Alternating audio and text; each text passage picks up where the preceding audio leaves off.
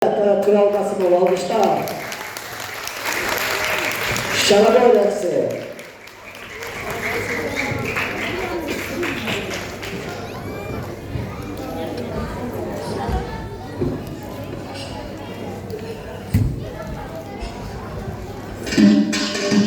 Alkışlar.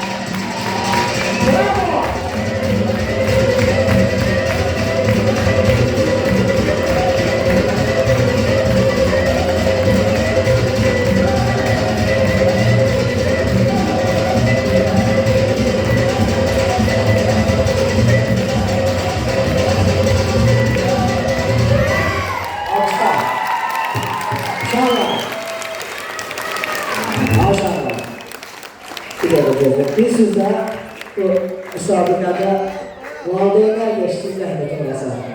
Qulaq asın, durun yerinizdə. Müsabiqədə 10 bal qınaftilidir. Sizə 10 bal.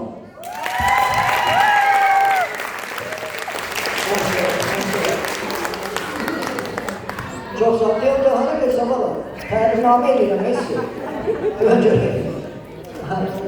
Elmin mənim qeyd elədi ki, məlumat Rauf da mənim oğlum da sərhədçi rəqs ansamblı rəhbəridir.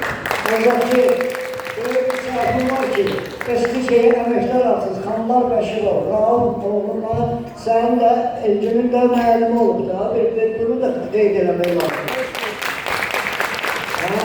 Görürsən, sən də o kimi mənim yanımda ki, belə əli sıxımda, hesab edir ki, Xanlar mənim istəyirsən.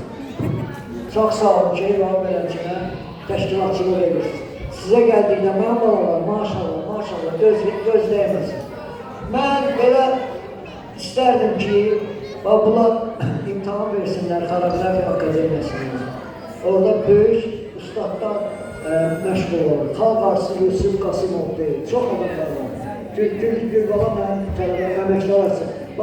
Əgər siz bu sənətin dalınca getmək istəyirsinizsə, qoy valideynləriniz eşitsin.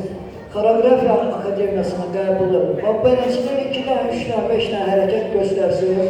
Siz ki, kimin tələbəsi olursunuz, sizi imtahansız və ilaxırsız götürəcəklər. Açıq danışıram, burada olar ki, anqalarını götürmədilər olar. Çox sağ olun, bir də gürültülü almışlar gəlir.